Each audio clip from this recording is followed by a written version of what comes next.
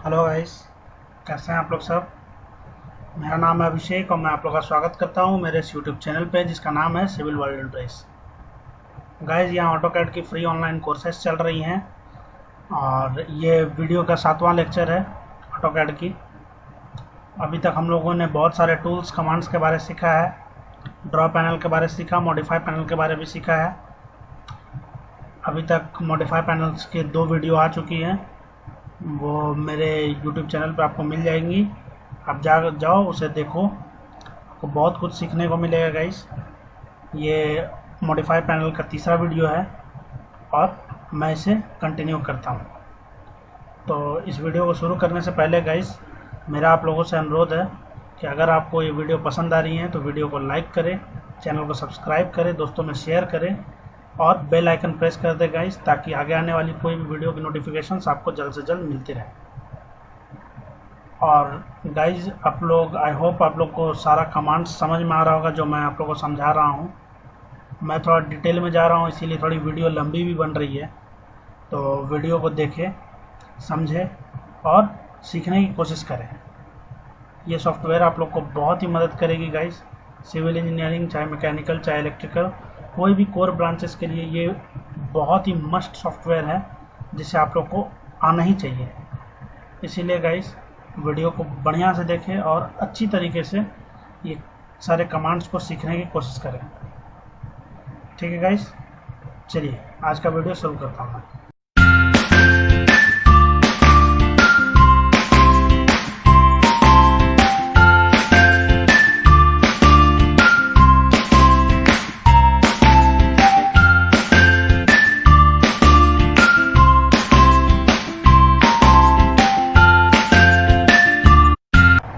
तो आइए गाइस, आज का सेशन शुरू करते हैं। अभी तक हम लोगों ने ड्रॉ पैनल के बारे में सीखा है। ड्रॉ पैनल के बाद फिर मॉडिफाई पैनल के बारे में सीखा है। मॉडिफाई पैनल में गाइज हम लोग मूव के बारे, कॉपी के बारे, रोटेट के बारे, extend, scale, stretch, trim, explode, fillet, chamfer, offset, erase, इन सारे कमांड्स के बारे में हम लोगों ने अभी तक पढ़ा है। ठीक है गाइज, और रेक्टेंगुलर एरे के बारे में भी मैंने आपको पिछला लेक्चर में बताया है। मैंने आपको पिछला वीडियो में ये भी बताया था गाइस कि 3 तरह की आपकी एरे होती है। एक होती है आपकी रेक्टेंगुलर एरे, दूसरी होती है आपकी पाथ एरे और तीसरी होती है आपकी पोलर एरे। रेक्टेंगुलर एरे मैंने पिछला वीडियो में कवर कर लिया था, इसीलिए आज का वीडियो मैं आपको पाथ एरे से शुरू करने जा रहा हूँ। ठीक है गाइस, तो आइए हम लोग पहले पाथ एरे देखते हैं। पाथ एरे आपको मॉडिफाई पैनल में जाके यहाँ एरे में इस एरो पे क्लिक करिएगा तो यहाँ आपको सेकंड ऑप्शन में पाथ एरे मिलती है। आप यहाँ से भी सेलेक्ट कर सकते हो या फिर अपने कीबोर्ड में आप AR एंटर कर सकते हो। फिर आपको ऑब्जेक्ट सेलेक्ट करने को बोला जा रहा है, आप ऑब्जेक्ट सेलेक्ट करके एंटर कर दीजिए। यहाँ पे आपके पास 3 ऑप्शन आ रही है, रेक्टेंगुलर, पाथ एंड पोलर।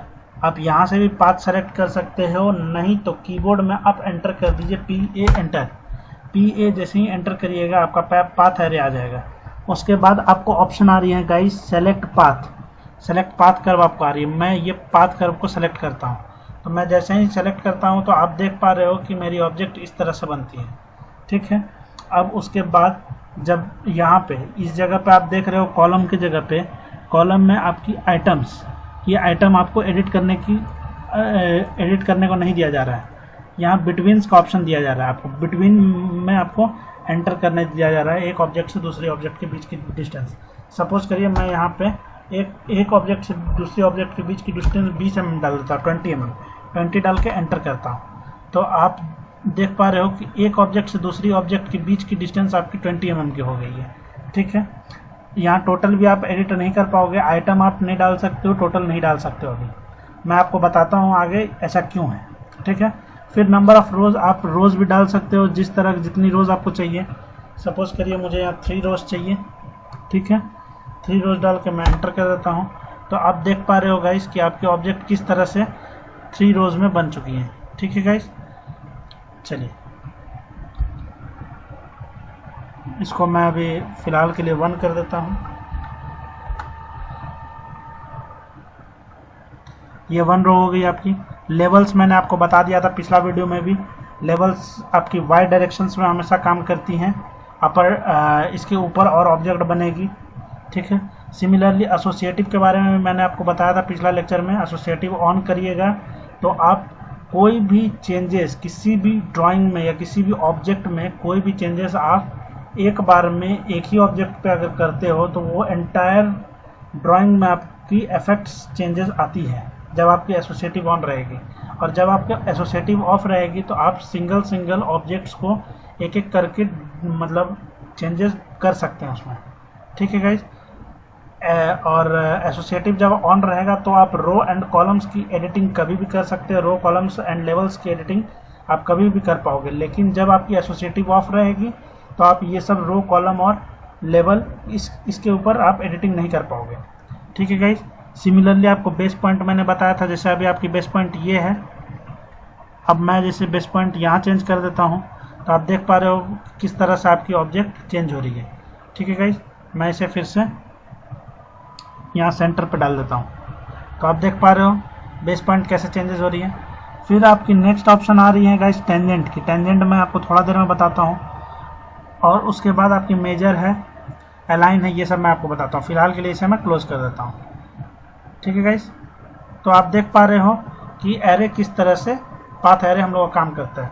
आइए गाइस फिर से मैं बताता हूँ आपको कीबोर्ड में टाइप करना है AR एंटर, ऑब्जेक्ट सेलेक्ट करना है, एंटर करना है, PA एंटर करना है, ठीक है। PA एंटर करके पाथ एंटर करना है। यहाँ पे आपको डिस्टेंस डालना है, कितना के डिस्टेंस में आपको रखना है। मैं आप 15 mm की डिस्टेंस पर डाल देता हूँ, एंटर करता हूँ। 15 mm पर डिस्टेंस डाल करके यहाँ आप रो डाल सकते हो, यहाँ लेबल डाल सकते हो। ये चीज़ मैंने आपको बता दिया, ठीक है। आपको समझ में आ गया कि किस तरह से हम लोग पाथ एरे का यूटिलाइजेशन करते हैं। चलिए गाइस अब मैं आपको बताता हूँ, यहाँ पे आप देख रहे हो गाइस कि ये जो आपकी कॉलम की एरिया है, इस एरिया में आप यहाँ आइटम एंड टोटल नंबर्स नहीं भर पा रहे हो, ठीक है। और यहाँ सिर्फ बिटवीन भरने दिया जा रहा है। तो कैसे हम लोग नंबर ऑफ आइटम्स, अगर मान लीजिए हमारे पास नंबर ऑफ आइटम्स है तो वो कैसे भरते हैं, और अगर हम लोग को आइटम्स पता नहीं है, बीच की दूरी पता है, तो हम लोग कैसे एडिट करते हैं, ठीक है गाइस। यहाँ पे आप देख पा रहे हो गाइस मेजर की कमांड दिख रही है। मेजर की यहाँ जो एरो है इस पे जब आप क्लिक करोगे तो यहाँ दो ऑप्शन आपके पास आ रही है गाइस। एक है आपकी डिवाइड की ऑप्शन एंड दूसरी है आपकी मेजर की ऑप्शन, ठीक है गाइस। अभी जो आपकी ये जो बिटवीन की ऑप्शन आ रही है, ये ऑप्शन आपकी मेजर कमांड में आ रही है गाइस, ठीक है। जब आप इसको डिवाइड की ऑप्शन में करोगे तो आपको यहाँ पे total number of items and total आपको फिल करने को आ जाएगी, ठीक है। इसमें क्या होती है गाइस समझ लो, डिवाइड एंड मेजर में क्या होता है। डिवाइड में हम लोग नंबर ऑफ ऑब्जेक्ट्स फिल कर सकते हैं। सपोज करिए यहाँ पे मुझे इस पाथ में 10 ऑब्जेक्ट्स चाहिए, मैं 10 एंटर कर देता हूँ। तो आप देख पा रहे हो कि यहाँ जो आपको चेंजेस आई हैं 1 2 3 4 5 6 7 8 9 10, ये 10 ऑब्जेक्ट्स एक पाथ में ऑटोमेटिक आ गई, ठीक है। जितनी भी आपको ऑब्जेक्ट चाहिए गाइज आप उतनी डाल सकते हो, ठीक है। यहाँ पे मान लो मैं डाल देता हूँ 15, मैं 15 एंटर करता हूँ।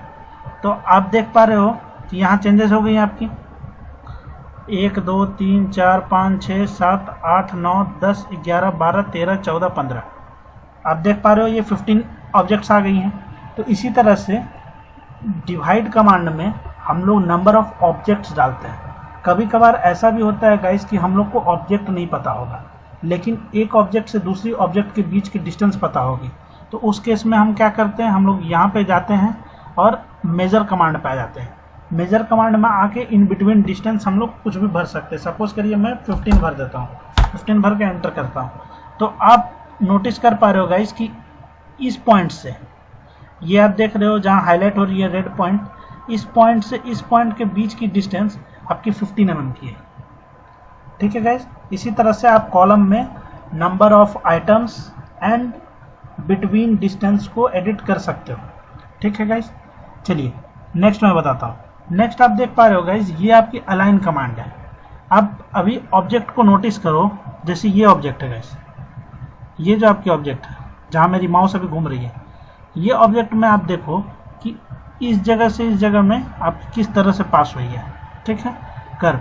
अब जैसे ही मैं अलाइन को ऑफ करता हूँ तो आप देख पा रहे हो कि आपके ऑब्जेक्ट में चेंजेस क्या आ रही है। ठीक है गाइस, आप देख पा रहे हो कि आपकी ऑब्जेक्ट किस प्रकार से हो गई है।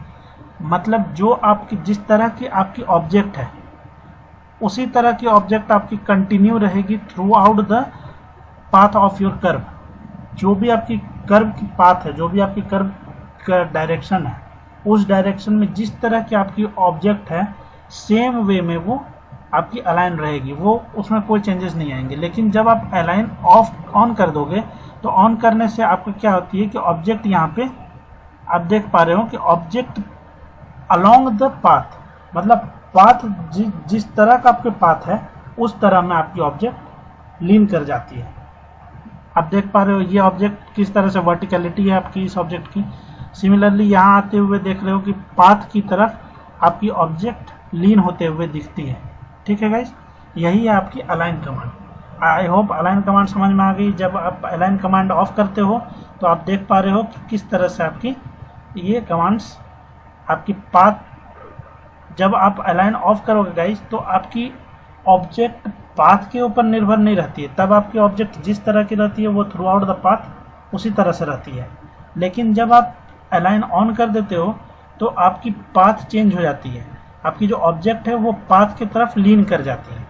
ठीक है गाइस, ये आप समझ गए हो कि पाथ एरे में क्या होता है। ठीक है, चलिए मैं क्लोज करता हूँ।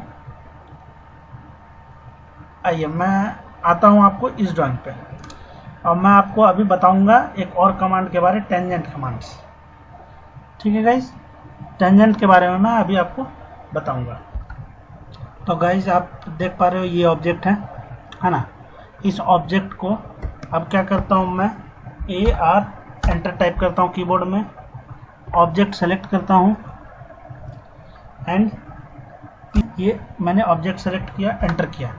ऑब्जेक्ट सेलेक्ट करके एंटर करके मैं यहाँ से पाथ सेलेक्ट करता हूँ। पाथ सेलेक्ट करके मैं ये कर्व को सेलेक्ट करता हूँ। तो आप देख पा रहे हो गाइस कि आपकी ऑब्जेक्ट किस तरह से जा रही है। ठीक है, अभी मैं जैसे इन बिटवीन डिस्टेंस यहाँ पे बढ़ा देता हूँ और इस बार मैं 30 mm इन बिटवीन डिस्टेंस कर देता हूँ। तो आप देख पा रहे हो गाइस कि ये आपकी ऑब्जेक्ट किस तरह से दिख रही है। और एक चीज़ आप जान लीजिए गाइस, जब आपकी ये बिटवीन की ऑप्शन डालोगे तो बिटवीन में क्या होती है कि स्टार्टिंग पॉइंट तो आपकी फिक्स रहेगी, लेकिन एंडिंग पॉइंट आप जितनी नंबर ऑफ ऑब्जेक्ट्स डालोगे, ये मैंने यहाँ पे इन बिटवीन डिस्टेंस मैंने 30 डाल दी थी। तो ये 30 डिस्टेंस को लेते हुए ये पॉइंट से आपकी ये पॉइंट के बीच की डिस्टेंस आपकी 30 है, इस पॉइंट से इस पॉइंट के बीच की दूरी 30 है, इसके बीच से इसके बीच में 30 है, इस तरह से सब 30 है। जब आपकी ये पोर्शन बच गई तो ये पोर्शन को वो छोड़ देती है। ठीक है, जब आप नंबर ऑफ ऑब्जेक्ट्स डालोगे तो वो इस पाथ में स्टार्टिंग एंड एंडिंग पॉइंट को काउंट करते हुए नंबर ऑफ ऑब्जेक्ट्स को अलाइन कर देती है। लेकिन अगर आप इन बिटवीन डिस्टेंस डालते हो तो वो इन बिटवीन डिस्टेंस स्टार्टिंग से लेती है एंड एंड पे जितना भी डिस्टेंस बचता है उसको वो लीव कर देती है। ठीक है गाइस, अभी आप देख पा रहे हो कि जैसे ही मैं 30 डाला इन बिटवीन डिस्टेंस, आपकी ऑब्जेक्ट किस प्रकार होगी। अब मैं यहाँ जैसे अलाइन ऑफ कर देता हूँ तो आप देख पा रहे हो अलाइन ऑफ करने से कि आपकी ऑब्जेक्ट किस तरह से हो गई है। आप देख पा रहे हो ऑब्जेक्ट आपकी स्ट्रेट हो गई है, मतलब ये पोजीशन आपकी ऑब्जेक्ट की फिक्स हो जाती है और इसी पोजीशन में थ्रू आउट द पाथ आपकी ऑब्जेक्ट मूव करती है। लेकिन अलाइन ऑफ का और अलाइन ऑन करने से क्या होती है कि जो ऑब्जेक्ट है उसकी पोजीशन डिफर होती है और पाथ के थ्रू वो लीन कर जाती है, पाथ के तरफ वो झुक जाती है। ठीक है गाइस, मैं फिलहाल के लिए अलाइन ऑफ कर देता हूँ और अलाइन ऑफ करने के बाद आप यहाँ देख पा रहे हो गाइस आपकी नेक्स्ट कमांड है यहाँ पे टेंजेंट्स की। ठीक है, आप जैसे इस पे क्लिक करते हो टेंजेंट्स पे, तो टेंजेंट में क्या होता है गाइस कि हम लोगों को ये पाथ, इस पाथ में पॉइंट फिक्स करना पड़ता है कि ऑब्जेक्ट को किस पॉइंट से आपको पास कराना है। जैसे ये मेरी फर्स्ट पॉइंट हो गई एंड ये मेरी सपोज करिए सेकंड पॉइंट हो गई। ठीक है, तो आप देख पा रहे हो कि ये मेरी फिक्स पॉइंट हो गई और इसी पॉइंट के अलोंग में एंटायर इस पाथ पे आप देख पा रहे हो कि ये जो पॉइंट है, ये पॉइंट आपकी इसी कर्व पे टच कर रही है, कर्व से बाहर नहीं जा रही है। वो चीज़ आप देख पा रहे हो गाइस कि कर्व के बाहर कोई भी पॉइंट नहीं जा रही है। आपकी जो पॉइंट स्टार्ट हो रही है, आपकी जो ऑब्जेक्ट की पॉइंट स्टार्ट हो रही है वो एग्जैक्ट ऑन द पाथ शुरू हो रही है। तो टेंजेंट की यही काम होता है हम लोग को 2 पॉइंट चूज करना पड़ता है और वो उस तरह से ऑब्जेक्ट को थ्रू द पाथ उसको मैनेज कर देती है। अब मैं जैसे अलाइन ऑन करता हूँ तो आप देख पा रहे हो अब चेंजेस किस प्रकार हो गए, आपकी ऑब्जेक्ट जो है पूरा एंटायर पाथ के ऊपर में लीन कर जाता है। यही है गाइज आपकी पाथ एरे के बारे में, आई होप कमांड के बारे में पढ़ता है।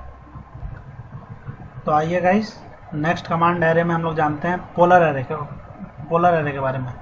अब जब यहाँ एरो पे क्लिक करिएगा गाइज तो यहाँ आपकी थर्ड ऑप्शन आती है पोलर एरे।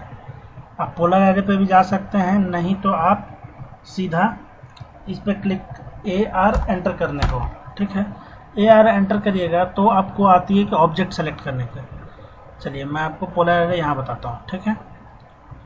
आप देख पा रहे हो जैसे मैं ये ऑब्जेक्ट को आपकी सेलेक्ट कर लेता हूँ और एंटर करता हूँ। अब यहाँ पे देख पा रहे हो गाइस पोलर की ऑप्शन है, यहाँ पर भी आपकी पोलर की ऑप्शन है। आप यहाँ दोनों में से सेलेक्ट कर सकते हो या फिर कीबोर्ड में एंटर करिए PO एंटर, आपकी पोलर एरे सेलेक्ट हो गई है। अब आपको बोला जा रहा है कि स्पेसिफाई सेंटर, सेंटर को स्पेसिफाई करने बोला जा रहा है। आप जैसे ही सर्कल पे क्लिक करिएगा, देखिए गाइस जो मैं आपको ऑब्जेक्ट स्नैप बताता था और बोलता था कि इसको हर एक ऑब्जेक्ट स्नैप में ऑन करने के लिए, उसका फ़ायदा क्या है गाइस। अभी जैसे मैं आपका सर्कल टच कर रहा हूँ तो आप देख पा रहे हो कि यहाँ पे आपकी एक हाईलाइट हो जा रही है और ये आपकी सेंटर है। यहाँ पे आप देख पा रहे हो ये आपकी हाईलाइट हो गई है सेंटर। आप इस पर क्लिक कर दीजिए सीधा गाइस सेंटर पे। तो आप जैसे ही सेंटर पे क्लिक करिएगा गाइस तो आप देख पा रहे हो कि ये आपकी ऑब्जेक्ट बन गई है, ठीक है। इसमें सबसे बड़ा एडवांटेज क्या होता है गाइस कि हम लोग को एक ऑब्जेक्ट से दूसरे ऑब्जेक्ट के बीच की एंगल डालने की ज़रूरत नहीं पड़ती है। ये ऑटोमेटिक एंगल ले लेता है और हम लोग का काम भी बन जाता है। और बाय डिफ़ॉल्ट ये आपकी 6 ऑब्जेक्ट्स को एरे करेगा, 1 2 3 4 5 6। तो आप देख पा रहे हो गाइस आपकी 6 ऑब्जेक्ट यहाँ पे ये हो चुकी हैं, ठीक है। अब इसमें क्या है गाइस, आप देख पा रहे हो यहाँ पे आपकी वही आइटम है, आपकी जितनी है जैसे 6 है, ये बाय डिफ़ॉल्ट आपकी 6 रहती हैं। आप इसको जितना चाहो कर सकते हो। मैं यहाँ पे मान लीजिए कर देता हूँ 10 आइटम्स, एंटर कर देता हूँ। तो आप देख पा रहे हो किस तरह से आपकी हो गई, ठीक है। मैं थोड़ा घटा के आपको दिखाता हूँ, मैं इसे कर देता हूँ 5, एंटर। तो आप देख पा रहे हो एक ऑब्जेक्ट से दूसरी ऑब्जेक्ट और ये पूरा 360 डिग्री में आपको 5 एंगल बन जाती है। हमेशा पोलर एंगल 360 डिग्री में आपकी स्टार्टिंग में बनेगी अगर आप कुछ नहीं करते हो तो। आप देख पा रहे हो यहाँ 360 डिग्री लिखी हुई है। यहाँ पे जो फिल है, ये फिल आपकी कुछ नहीं है गाइज, ये आपकी टोटल एंगल है। टोटल एंगल आपकी कितनी एंगल में पूरी ऑब्जेक्ट ये हो रही है, एरे हो रही है, वो चीज़ आपको वहाँ पे दिख रही है फिल में, ठीक है। ये बिटवीन आपको एंगल है, ये चाहो तो आप एडिट कर सकते हो गाइज, नहीं चाहो तो ये पोलर एरे ऑटोमेटिक कर लेता है, ये आपको करने की ज़रूरत नहीं है। अब यहाँ रो आती है गाइज, यहाँ रो आप चेंज कर सकते हो। जैसे मैं 3 कर देता हूँ, एंटर करता हूँ। आप देख पा रहे हो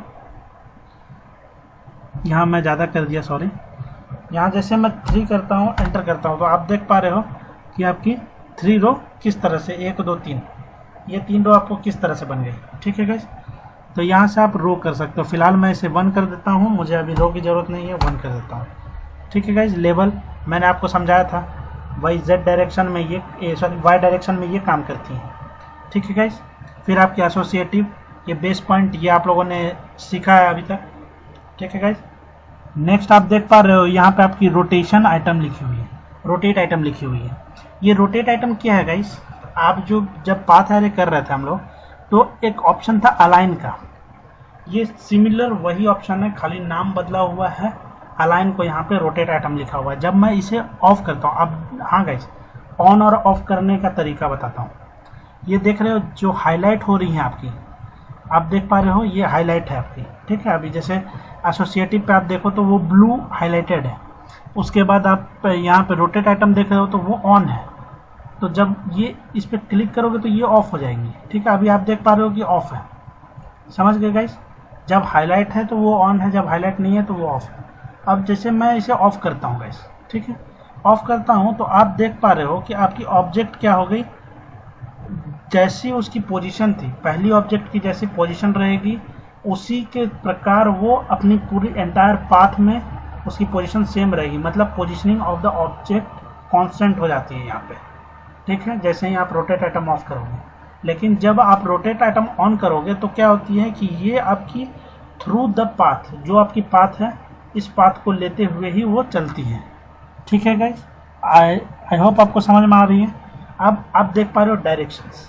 जब आप डायरेक्शंस पे क्लिक करते हो गाइज, तो डायरेक्शन पे क्लिक करने के बाद क्या है कि जैसे आपको मैं बताता हूँ, ये डायरेक्शन अभी ऑन रहने देता हूँ, मैं आपको बताता हूँ। जैसे यहाँ पे मुझे 360 डिग्री नहीं चाहिए, बल्कि यहाँ पे मुझे 90 डिग्री पे चाहिए। ठीक है, 90 डिग्री तक ही काम करना है मुझे, 360 में नहीं करना। मैं एंटर करता हूँ। ठीक है, 90 डिग्री काम किया तो आप देख पा रहे हो कि 90 डिग्री इतना ही दूरी है। आपकी पूरी एंटायर तो 360 डिग्री है ना। जब पूरी 360 डिग्री है, 1/4 में मुझे काम करना है, तो ये आपकी 90 डिग्री इतनी दूरी हुई। ये आप देख पा रहे हो कि ऑब्जेक्ट जितनी मैं डाला था, 5 ऑब्जेक्ट डाला था, 5 आइटम, ये 5 आइटम आपकी 90 डिग्री में आ गई। अब चूंकि यहाँ जैसे डायरेक्शन ऑन है, तो ये बाय डिफ़ॉल्ट ये एंटी क्लॉकवाइज डायरेक्शन में आपके ऑब्जेक्ट एरे होती है। ठीक है, अगर आपकी डायरेक्शन ऑन है। अगर मैं डायरेक्शन ऑफ करता हूँ तो आप चेंजेस देख पा रहे हो कि आपकी ये सारी ऑब्जेक्ट अब क्लॉकवाइज डायरेक्शन में मूवमेंट करने लगी है। ठीक है, यही है guys direction clockwise and anti clockwise में। ठीक है गाइस, मैं यहाँ से क्लोज करता हूँ, ये आपकी एरे होगी। तो आपको समझ में आ गई होगी पोलर एरे क्या होती है। चलो मैं इसमें दिखाता हूँ। जैसे मैं यहाँ पे ये ऑब्जेक्ट सेलेक्ट करता हूँ और कीबोर्ड में AR एंटर करता हूँ। AR एंटर करके मैं PO एंटर करता हूँ फॉर पोलर एरे। ठीक है, पोलर एरे में करने के बाद आपको एक सेंटर पॉइंट चूज करनी है। मैं सर्कल पे जाता हूँ, ये मेरी सेंटर पॉइंट हो गई। अब आप देख पा रहे हो इस तरह से आपकी होगी। मुझे इस बार आइटम थोड़ा बढ़ाना है। मैं इस बार आइटम डाल देता हूँ 8 नंबर ऑफ आइटम्स। एंटर करता हूँ, आपकी आइटम हो गई है 8। समझ में आ गई गाइस। तो यही थी आपकी गाइस पोलर एरे। तो आई होप आपको एरे के बारे में समझ में आ गई हो। पोलर एरे में सबसे बड़ा एडवांटेज यही होता है कि हम लोग को एंगल्स डालने की ज़रूरत नहीं पड़ती है, वो एंगल ऑटोमेटिक ले लेता है। और अगर एंगल डालना है, जो रिक्वायर्ड एंगल है, जितना भी मुझे रिक्वायरमेंट होती है एंगल की, मैं उसे एडिट कर सकता हूँ वहाँ पे। ज़रूरी नहीं है कि हर बार मुझे एंगल डालनी पड़े। मैं डायरेक्ट जैसे ही सेंटर सेलेक्ट करता हूँ वो ऑटो एंगल ले लेती है। उसके बाद नंबर्स ऑफ आइटम में डालूंगा तो वो एंगल कैलकुलेट कर लेगी। मुझे एंगल पर्टिकुलर स्पेसिफाई करने की ज़रूरत नहीं पड़ती है पोलर एरे में। ठीक है गाइस, इसी के साथ मैं एरे का कमांड ख़त्म करता हूँ। एरे आप देख चुके हो, 3 तरह के एरे होते हैं। रेक्टेंगुलर एरे, जो कि मैंने आपको पिछला वीडियो में डाला था। अगर आपने वो वीडियो नहीं देखा गाइस, ऊपर आई बटन में आपको वो वीडियो की लिंक आ रही है, आप उस पर क्लिक करके देख सकते हो। ठीक है, दूसरी आज मैंने आपको बताई पाथ एरे के बारे, एंड तीसरी पोलर एरे के बारे। ठीक है गाइस, आई होप आप लोग को ये path array, polar array and इसके बारे में समझ में आई है। ठीक है गाइस, चलिए। तो गाइस ये 12 मॉडिफाई पैन कमांड्स मैंने आपको बता दिए हैं। ठीक है गाइस, ये move command, copy command, scale, stretch, rotate, mirror, trim, extend, fillet, chamfer, blended curves, array के बारे, इरेज के बारे, एक्सप्लोड के बारे, ऑफसेट के बारे, ये 12 कमांड्स मैंने आपको कवर कर लिया गाइस। ठीक है, अब मैं आपको बताता हूँ मॉडिफाई कमांड में जब एक्स्ट्रा कुछ कमांड्स है गाइस। मॉडिफाई कमांड पे जब आप ये एरो पे क्लिक करोगे तो आप देख पा रहे हो गाइस, ये सारी कमांड्स भी आपकी आ रही हैं। ये इतनी कमांड्स और भी एक्स्ट्रा कमांड्स है गाइस इस मॉडिफाई कमांड में। ठीक है, मॉडिफाई टूल बार में ये और भी एक्स्ट्रा कमांड्स के बारे में आपको बताऊंगा। ठीक है, आप ये सेट बाय लेयर, जब मैं लेयर बताऊंगा तब आपको बताऊंगा इसके बारे में। ठीक है, ये CH स्पेस के बारे में भी मैं आपको बताऊंगा। फिर लेन देन है, बहुत सारे कमांड है गाइस। ये आप देख पा रहे हो, जैसे यहाँ पे SP लाइन, आपकी जो स्प्लाइन मैंने आपको बताई थी SP लाइन, आप यहाँ पे क्लिक करके उसे एडिट भी कर सकते हो स्प्लाइन को।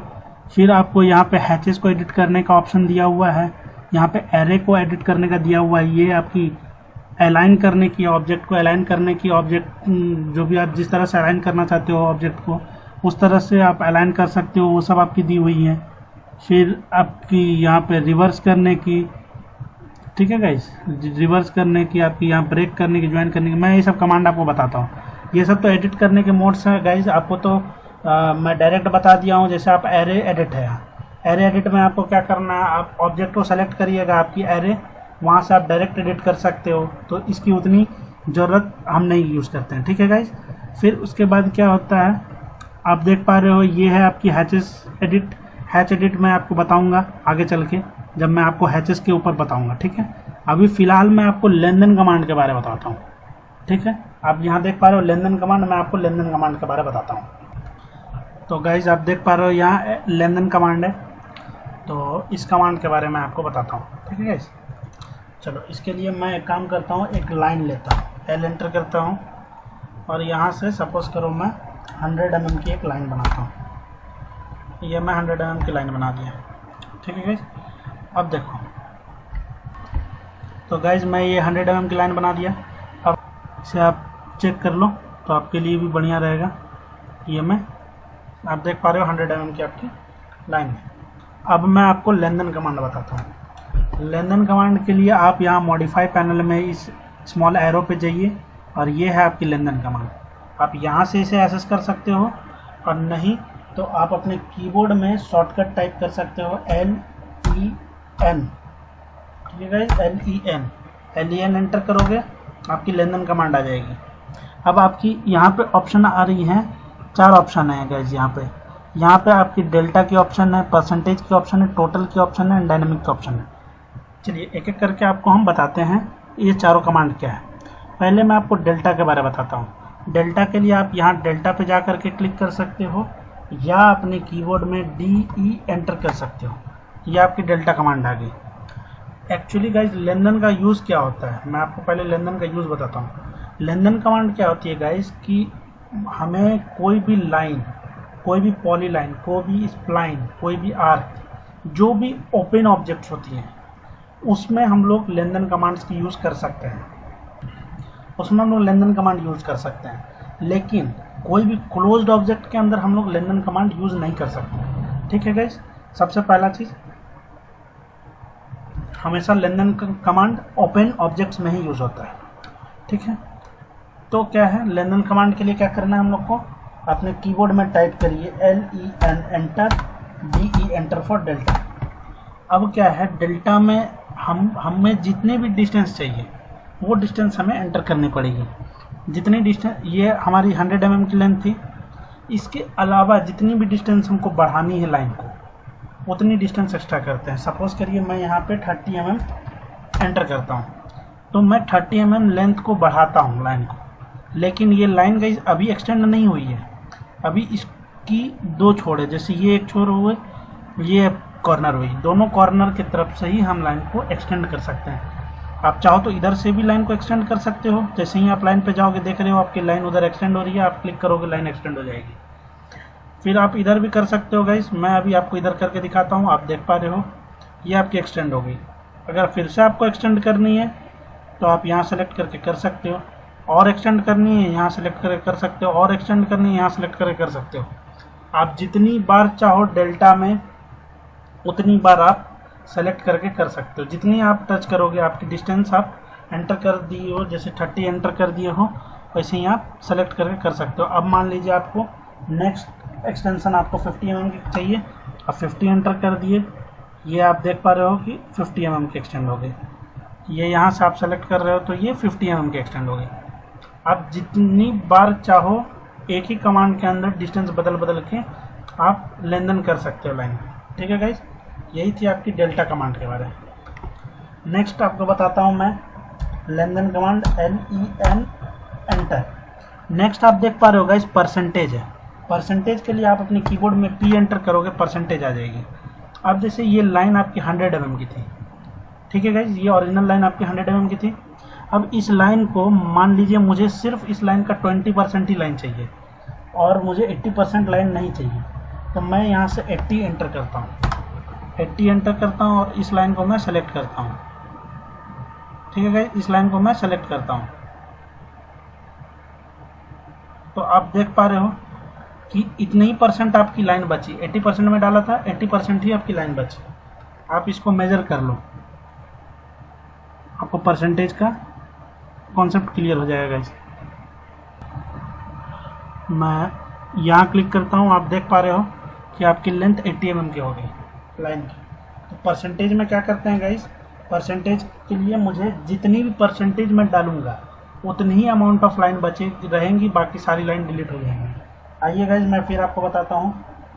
आप अपने कीबोर्ड में LEN एंटर करिए, P एंटर करिए, परसेंटेज करिए, और इस बार मैं डालता हूँ 20%, एंटर करता हूँ। इस लाइन को सेलेक्ट करता हूँ। आप देख पा रहे हो ये लाइन आपकी 20% की रह गई। आप इसे भी मेजर कर लो ताकि आप क्लियर रहो। आप देख पा रहे हो गाइज ये आपकी 20 mm की लाइन हो गई। तो ये है आपकी लेन देन कमांड में परसेंटेज का यूज़। डेल्टा एंड परसेंटेज आप यूज़ कर सकते हो, ठीक है।